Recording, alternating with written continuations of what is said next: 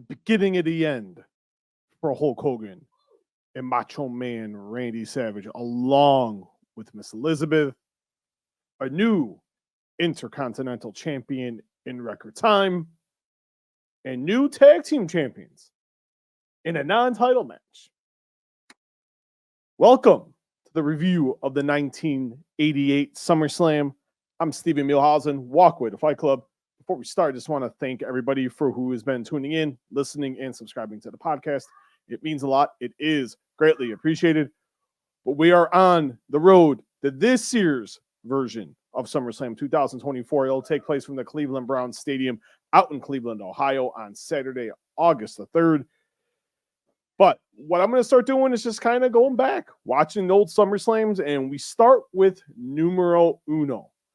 The main event of the show, the Mega Powers, WWE Champion Macho Man Randy Savage teams with the immortal Hulk Hogan as they take on the $1 Million Man Ted DiBiase and Andre the Giant, with Jesse the Body Ventura in the corner, not in the corner, but as the special guest referee. Bobby the Brain Heenan in the corner of Andre, and Virgil in the corner of Ted DiBiase. A weird time for the WWE. Hulk Hogan's not the WWE champion. Macho Man Randy Savage won the title at WrestleMania 4 in a tournament as he defeated DiBiase in the finals to secure his first WWE Heavyweight Championship. But a lot of, you look at 87 Survivor Series, that was when WWE was countering the NWA, the Bunkhouse Stampede, and they put in the Survivor Series. 1988, they did the Royal Rumble, but on USA to counteract another WCW event. No, I take that back. Survivor Series was for Starrcade. This event here in January of 88, which was won by Hacksaw Jim Duggan, was on the USA Network to counter the aforementioned Bunkhouse Stampede. McMahon, wanting to dolly up the pay-per-views, added SummerSlam 1988. What a great place to start it. Madison Square Garden, New York City, the glitz, the glamour, sold-out show, over 20,000 inside the Garden. Not a fan of the commentating team. This was Gorilla Monsoon and superstar Billy Graham. Eek. Oh, I felt like I was listening to Vince Russo. A lot of bros and brothers. And if there was a way you can mute Billy Graham, that would have been super, because Billy Graham, by far, no disrespect, God rest his soul, if I could have just muted him, had Gorilla Monsoon do commentary for the entire show, would have been great. It's one of those where you could have done a drinking game, and you would have been drunk after the first match. It was a 10-match show. Only one title was on the line. And you're like, Steve, you say earlier Demolition had just won the tag titles. Yes, they already had the match scheduled with the Hart Foundation, but for some unknown reason, I'm still trying to figure this out, they made it a non-title affair. But before we get to the main event, let's talk about the Intercontinental title. Honky Tonk Man had been the longest Intercontinental champion of all time. He had been scheduled to face Brutus the Barber Beefcake, but in storyline, a week before the event, Beefcake had been taken out by Outlaw Ron Bass. So the big question, the $1 million question, no pun intended, heading into MSG was, who's going to be in this match? The Warrior had already debuted. People were kind of like, so no one was really like, he was a prelim guy. No one, he was gaining momentum. There's no doubt about it. But he really wasn't thought of. Get to the ring. Honky Tonk Man's juking and jiving, shucking and shaking. And here comes. Dun, dun, dun, dun, dun, dun, dun, dun, dun. And here he came, strutting his stuff, running down the ring like a wild maniac, like a 5-year-old who had way too much candy. Running around, shaking the ropes. A bing, a bang, a boom. Gorilla press, splash.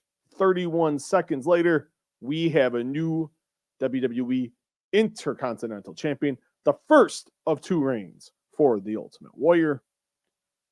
Just very... It was shocking. You didn't see it coming, and that's what made it pretty cool, because Vince McMahon saw something, and the momentum was building. To me, it always felt like McMahon saw the Warrior as the heir apparent to Hulk Hogan at that time. He thought that was going to be the answer. Hogan wasn't going to be on top forever. And it was smart. Let's try to find the replacement. And this was kind of the start of the trying to replace Hulk Hogan experiment. We didn't know it yet. Maybe even Hogan didn't know yet. And I've always been intrigued because Hulk Hogan's never really answered that question. So I've always been... He knew when the match was made, okay, this is what's going to happen. But the seeds were, to me, the seeds were starting to get planted right there, because Vince at that time didn't do that. And he did that this time around. And, and let's talk about the main event, because that's what really everyone's talking about. It's a 10-match show. Nothing really to get too excited about. Before, let's get really quickly here. We'll kind of just run down the card really quickly here. Nothing too exciting. British Bulldogs, Davey Boy Smith, Dynamite Kid, beat the Rougeau brothers. Actually, no, went to a 20-minute time limit draw. Bad News Brown beat Ken Patera. Rick Rude with Bobby the Brain Heenan beat JYD. Junkyard Dog by DQ. Powers of Pain, Warlord and the Barbarian with the Baron. Whew, was that an act? Defeated the Bolsheviks. Nikolai Volkov and Boris Zukov with the Reverend Style Slick. Kind of love the hat and cane of the Slickster. As we mentioned, Ultimate Warrior beat Honky Tonk Man in 31 seconds.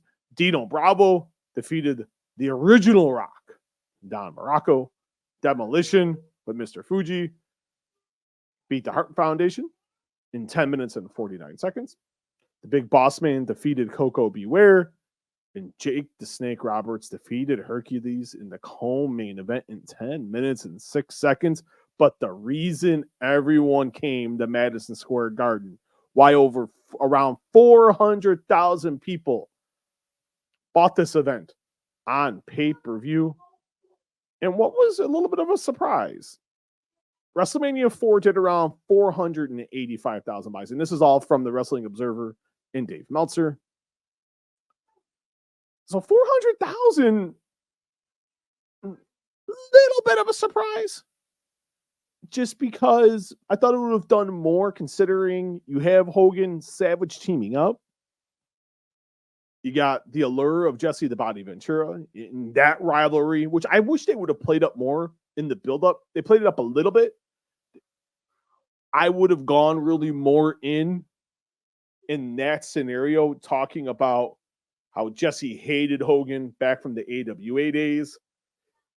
You don't have to bring up the union stuff when Ventura was trying to get a union started in 87 and Hogan got wind and told Vince and put the old kibosh, and that led to a lot of friction between Ventura and Hogan that, to my recollection, it's still going on to this day.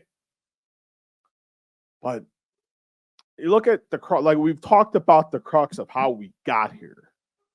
You had the main event, Hogan Andre, February of 88 in Indianapolis.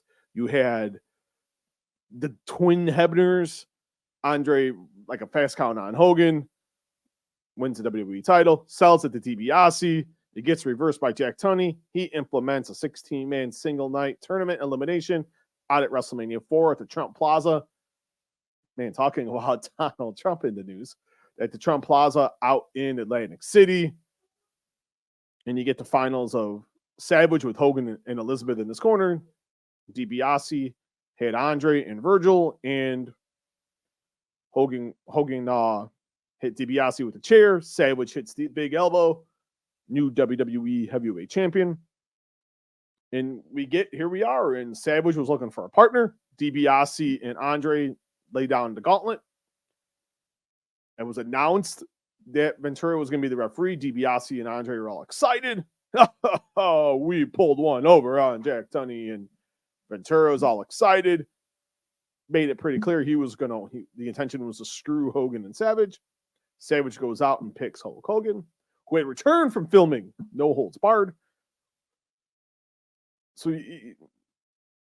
the seeds were planted very well. I thought the build was good. You wish you would have had Hogan there for a little bit longer of a period of time in this build-up, but it was maybe about 5-6 weeks. You could have gone a little longer here, but it was what it was. They were filming a movie, and sometimes crap happens. But match, nothing to really write home about. Match was a little under 15 minutes. Baby faces get the win. It's nothing to write home about, but to me, it was more about the aftermath. You knew what you were getting with the 4 people in the ring. It was a lot of Savage in the ring. Hogan gets the hot tag, and we get the leg drop, the elbow, 1, 2, 3. My thing always was, and this is kind of where